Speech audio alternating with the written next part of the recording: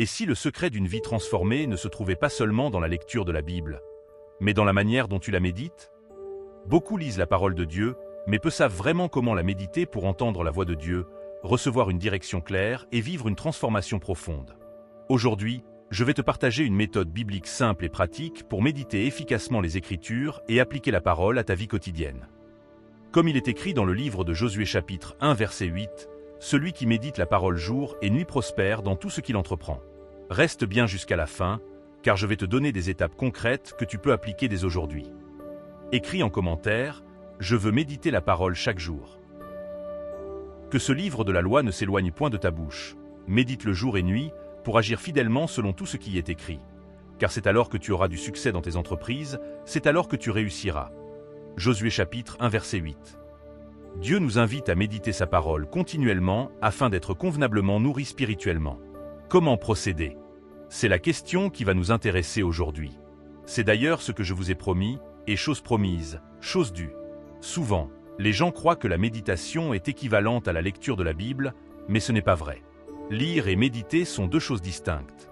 Tout d'abord, il n'est pas possible de lire la Bible jour et nuit. Par contre, nous apprenons qu'il est tout à fait possible de la méditer constamment. Dieu est conscient du fait que nous avons différentes responsabilités. Cependant, il nous instruit à pratiquer la méditation jour et nuit. Est-ce que cela signifie que Dieu ne se soucie pas de nos obligations personnelles, familiales et professionnelles? Ce commandement de sa part est-il si déraisonnable? La réponse est bien sûr non. Il y a différentes façons de méditer la parole de Dieu. Dans cet article, allons en explorer ici quelques-unes. Tandis que nous le faisons, je veux que vous gardiez à l'esprit que la méditation est beaucoup plus que la seule lecture de la Bible. Toutefois, afin de méditer correctement, vous devez disposer d'un temps de lecture et d'étude de la Bible, car c'est le moyen par excellence pour comprendre ce sur quoi vous allez méditer. Il s'agit ici d'un principe de base. Tout ce que nous méditons doit provenir de notre compréhension de la parole de Dieu. Une fois que nous avons acquis la compréhension de ce que nous avons lu par le biais de l'étude, voici les trois principales façons de méditer la Bible. 1. Murmurer la parole de Dieu. Rappelez-vous de ce que Dieu a dit à Josué, que ce livre de la loi ne s'éloigne point de ta bouche. Nous avons vu que cela signifie qu'elle doit occuper une large place dans nos paroles. À l'instar de Josué, nous devrions la murmurer continuellement, car c'est ce qui est supposé dans l'instruction divine. Murmurer la parole de Dieu. Tout le monde sait ce que veut dire murmurer. Murmurer signifie prononcer à voix basse ou à mi-voix, se parler à soi-même, que des gens soient présents ou non. C'est la même chose que chuchoter, susurrer ou marmonner. Vous pouvez marmonner pendant que vous conduisez votre voiture, ou peut-être pendant que vous faites les courses. Avez-vous déjà perdu quelque chose, vos clés de voiture par exemple, pour ensuite chuchoter « Où les ai-je mis ? La dernière fois que je les avais entre les mains, où étais-je » C'est cela murmurer. Ce qui est formidable, c'est que murmurer est l'une des définitions données pour la méditation.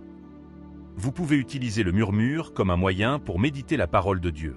Il suffit de garder à l'esprit une ou deux promesses de la Bible et de les murmurer pendant la journée. Ceci aura pour effet de les maintenir vivantes et fraîches en vous et de saturer vos pensées de la volonté de Dieu pour votre vie. Et comme on ne peut maintenir qu'une seule pensée à la fois, la pensée divine de réussite prédominera sur la pensée humaine de défaite. L'apôtre Paul déclare dans l'Épître aux Romains chapitre 10 verset 8, « La parole est près de toi, dans ta bouche et dans ton cœur. » Jésus a dit, « C'est de l'abondance du cœur que la bouche parle. » Matthieu chapitre 12 verset 34. Il y a de la puissance dans la parole de Dieu, et vous avez besoin que cette puissance œuvre en vous et impacte votre vie entière. Voici un exemple de méditation sur Philippiens chapitre 4 verset 19, « Et mon Dieu pourvoira à tous vos besoins selon sa richesse, avec gloire, en Jésus-Christ. » Murmurez à vous-même de la façon suivante, « Mon Dieu pourvoira à tous mes besoins selon sa richesse, avec gloire. En Jésus, mon Père céleste répond à mes besoins selon son abondance. Merci mon Dieu, j'ai tout pleinement en Jésus. » En faisant cela, vous méditez sur la provision de Dieu, en vous basant sur ce qu'il a déjà promis. Cela commence à affecter vos perspectives. Vous méditez sur l'offre d'abondance divine et sur le fait que votre Père céleste pourvoit tous vos besoins, parce que vous êtes son enfant. Il est facile de voir comment vous pouvez méditer selon ce modèle, à tout moment et n'importe où. Au travail, lorsque des décisions importantes sont nécessaires, vous pouvez murmurer à vous-même « Jésus a été fait pour moi sagesse ». 1 Corinthiens chapitre 1 verset 30.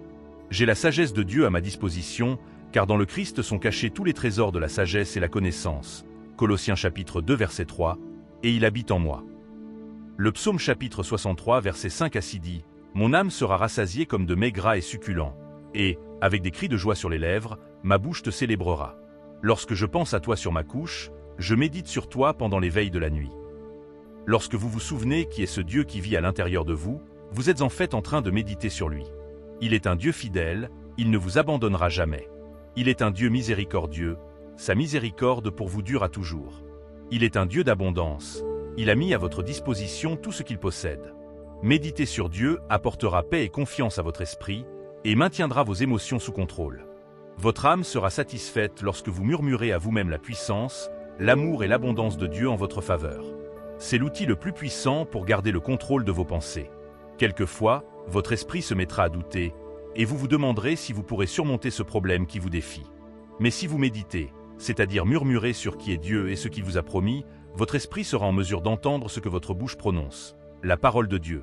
La parole de Dieu sortant de votre bouche va changer votre attitude à l'égard de la situation. Vous commencerez à avoir une intelligence renouvelée selon la volonté du Christ. Vous vous mettrez à penser en accord avec les pensées de Dieu, lesquelles sont toujours orientées vers la réussite.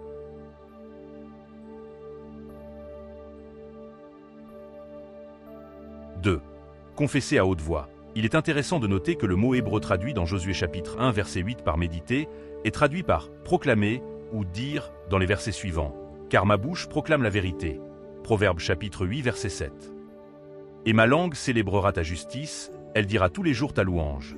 Psaume chapitre 35 verset 28. Lorsque vous parlez à d'autres personnes du grand Dieu en qui vous croyez, des choses merveilleuses qu'il a faites, de l'immense sagesse qu'il possède, vous êtes alors réellement impliqué dans la méditation.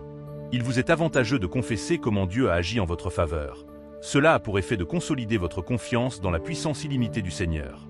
Confessez également la parole de Dieu à une autre personne.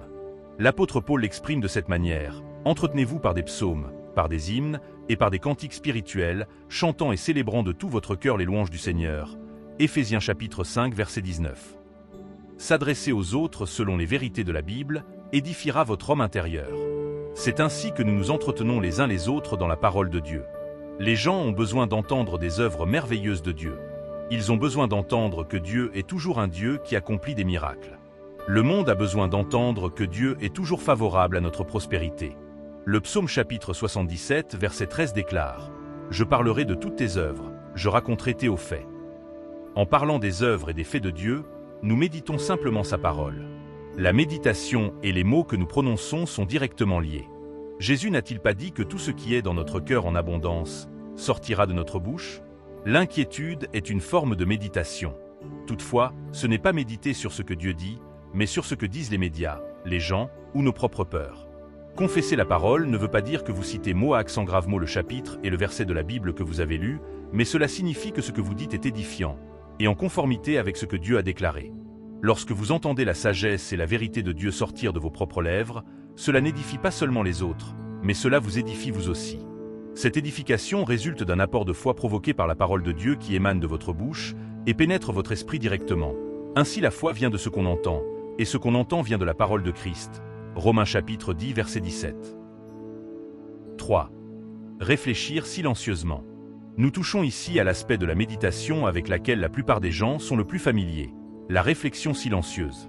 On s'empare d'une promesse ou d'une vérité biblique, et nous y pensons encore et encore, nous la retournons dans notre esprit et nous l'examinons sous toutes les coutures pour en extraire la quintessence.